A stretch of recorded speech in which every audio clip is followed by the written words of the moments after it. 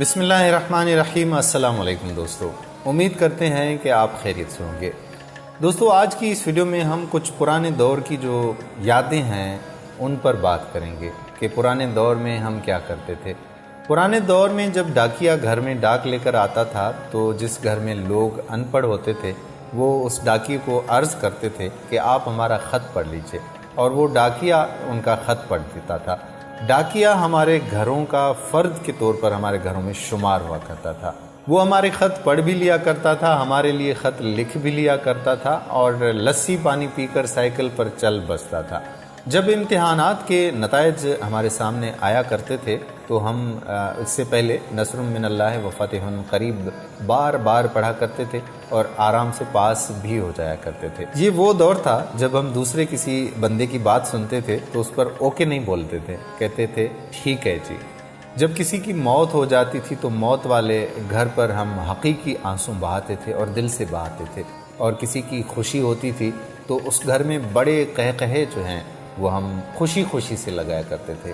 کسی بھی گھر میں سالن کی کوئی ہم پلیٹ اگر بھیج دیتے تھے تو اس گھر سے وہ پلیٹ خالی نہیں آتی تھی، اس میں کچھ نہ کچھ ڈال کے دے دیا کرتے تھے۔ میٹھے کی 3 اقسام تھی، حلوہ، چاول اور کھیر، اور آئس کریم جو ہے وہ لکڑی کی بنی ہوئی ریڑھیوں سے ملتے تھے، ڈبے سے نہیں ملتے تھے، نہ ان میں کوئی میوزک بج رہا تھا۔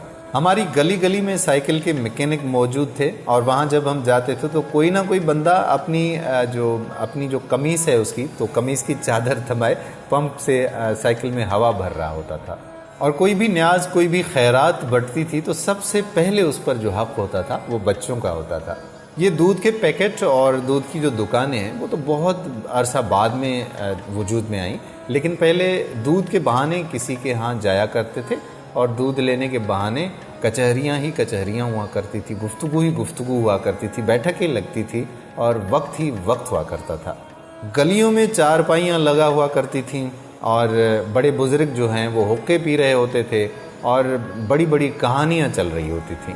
جن جن گھروں میں ٹی ویاں آ چکی تھیں ان گھروں میں محلے کے بچوں کے لیے دروازے ہمیشہ کھلے ہوا کرتے تھے۔ مٹی کی لیپ کی ہوئی چھت کے نیچے چلتا ہوا پنکھا بہت ٹھنڈی ہوا دیا کرتا تھا، لیکن پھر اچانک سب کچھ بدل گیا۔ ہم قدیم سے جدید ہو گئے۔ اب باورچی خانہ سیڑھیوں کے نیچے نہیں ہوا کرتا، اور ہم بیٹھ کر کھانا نہیں پکاتے۔ دسترخوان شاید ہی کوئی استعمال کرتا ہو۔ منجن سے لے کر ٹوتھ پیسٹ تک ہم نے ہر ایک چیز بہتر سے بہتر کر لی ہے، ہر ایک چیز میں جدت آ چکی ہے، لیکن اس کے باوجود بھی گھر میں ایک ڈبہ موجود ہوتا ہے جس میں بلڈ پریشر، وٹامنس، نیند کی گولیاں اور ڈپریشن کی جو گولیاں ہیں، بخار کی گولیاں اور وٹامنس کی گولیاں تقریباً موجود ہوا کرتی ہیں۔ یہ ہمارے بڑے بزرگوں کا اور ہمارے والدین کا زمانہ تھا جو کہ ڈپریشن سے پاک زمانہ تھا۔ آج کل تو آپ دیکھیں کہ 10 سال کا جو بچہ ہے وہ بھی ڈپریشن کا مریض ہے۔ آپ ذرا ہسپتال کا چکر تو لگا کر دیکھیں اور کسی سائیکاٹرسٹ سے مل کر تو دیکھیں، آپ کو پتہ چل جائے گا کہ لوگوں کی کتنی جو آبادی ہے وہ ڈپریشن کا شکار ہو چکی ہے۔ خدا را اپنے رویے بدلیں، اپنے اندر کو بدلیں، پرانے دور میں آ جائیں واپس، اور ساری چیزیں جو ہیں وہ آپ پر کھل کر واضح ہو جائیں گی، اور آپ کی زندگی، ہماری زندگی میں سکون ہی سکون آ جائے گا۔ تو امید کرتے ہیں کہ یہ ویڈیو آپ کو پسند ضرور آئی ہوگی۔ اگلی ویڈیو میں پھر ملتے ہیں، تب تک کے لیے اللہ حافظ۔